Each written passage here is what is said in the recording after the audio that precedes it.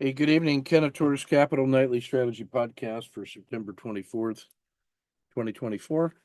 We're going to take a look at a number of different techniques for intraday trading today. There were a couple that of my favorite symbols that featured very large opening gaps.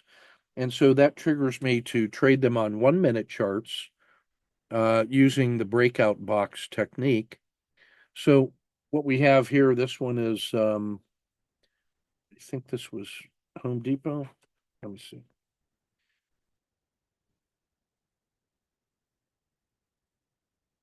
Stand by.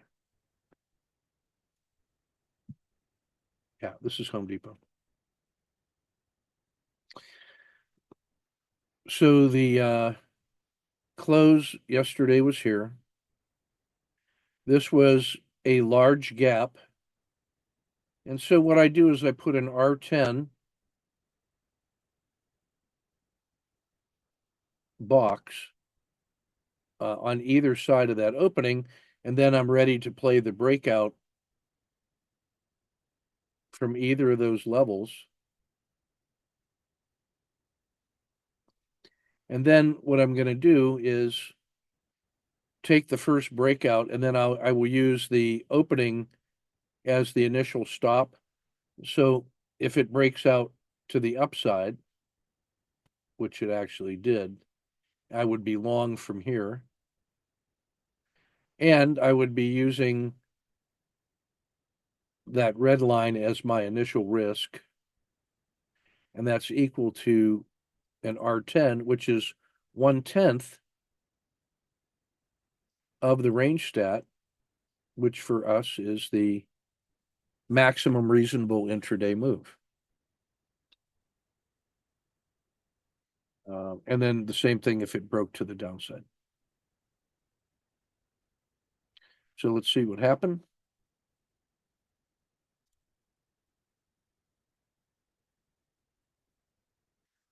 So the breakout occurs in the next bar.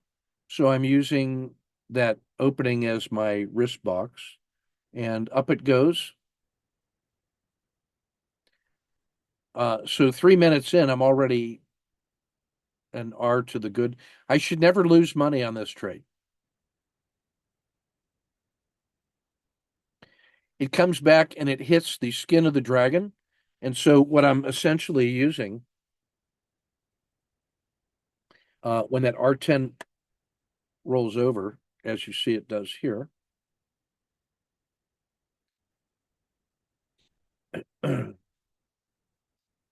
when that R10 rolls over, then I'm using the skin of the dragon as my stop. So that has like a timing feature on it. And then the skin of the dragon hits it. So I end up getting, for my 1 unit of risk,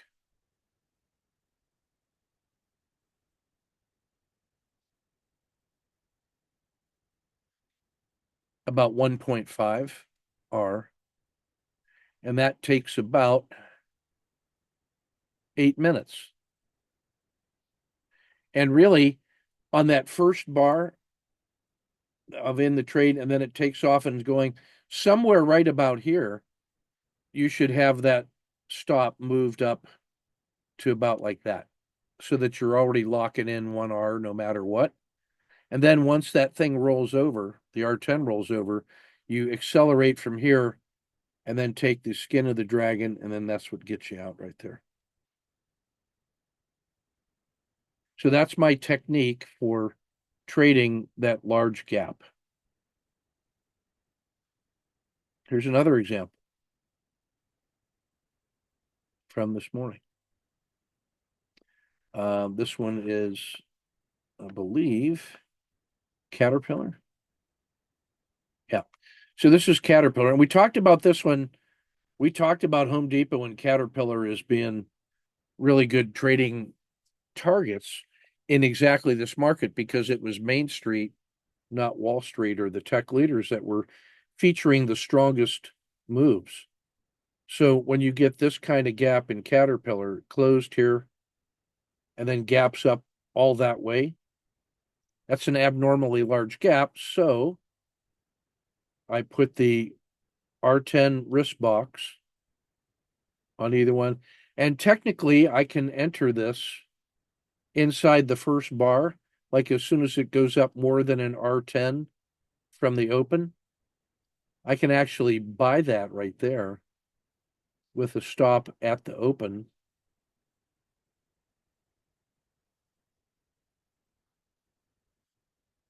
And then use that as my wrist box. I generally like to see it close and then take it from there. But that would actually be a reasonable and correct way to make that trade. I took the continuation on the second bar. So after the first bar closed and then it continued to go, I I buy it. It's that same sized R10 wrist box. That's that same size box.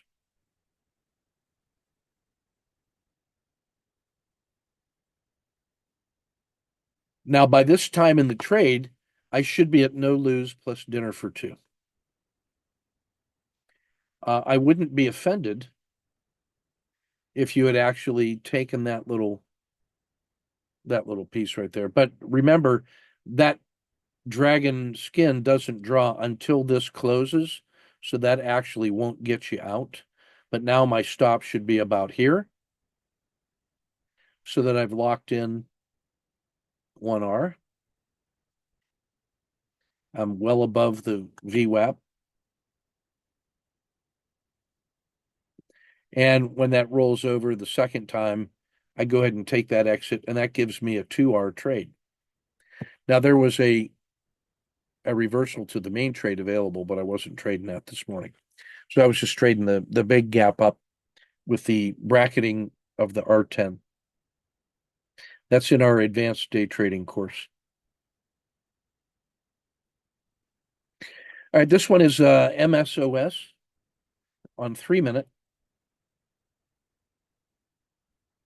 This is the number one trading value symbol we track because of the volatility percentage and the strong uh, frog NDX, meaning that the frog quality number is high, that is reliably volatile and liquid intraday. So uh, it opens with a big gap down, reverses. This is your opening range 3. When I see that reversal, I just decide I'm waiting for it to break through the PSAR. When the PSAR flip occurs, I'm ready to get long right there. So I do. That's the standard wrist box size in MSOS. It hits the PSAR. I take 1.5 R win. That's a Kata 2 reentry. There's another half an R win. So that's about a total of 2R in a short period of time in MSOS. This one is SPY on the 3 minutes. The purple box shows the size of the gap. The blue box shows the opening range 3 minutes. And I trade the breakdown of the opening range 3. That yellow box is the standard risk box, $1.50 in the S&P. It's short. I take a 1, 2, 3 exit for about an R. I re-enter short, take a micro loss. I re-enter short, micro loss or a scratch, reset. I take the SSC entry, standard risk box. I take the PSAR exit for another R. So that's about an 1.5 R on net in the S&P on 3 minute bars. Last one. NVIDIA, there was an opportunity trade on that one later in the day. So market's open for about 90 minutes right there. It's found a bottom. It's looking like it's trying to make an SSC. It crosses the VWAP, so I get long. I use the bottom of the dragon or the PSAR dot, same difference, as my initial risk. I add a second position on after a 4R win, and then I take an 8R win when it hits the PSAR stop, and that's NVIDIA on 3 minutes. And that may be all you need on a given day. That's what 8R in NVIDIA looks like, the most important stock in the world. All right, we'll take a look at the traders. Here's Constantine. He's trading on the minis, on the Qs, on 2 minute bars. And he gets a collapsing dragon here in the usual way. Standard risk box to the top of the PSAR. And it collapses and starts to reverse. And he takes his profit at yesterday's 50% retracement for 4R. And that's about a 15-minute trade. Perfectly timed. You can see the magnitude of the winter. Really nicely done. Hamad grinding his way through some XLE in a nice way for 0.5. And EWZ, he gets the regular OR3 short. There wasn't much there, but he does lock in 0.3. So all is well. We'll take a quick look at the daily report.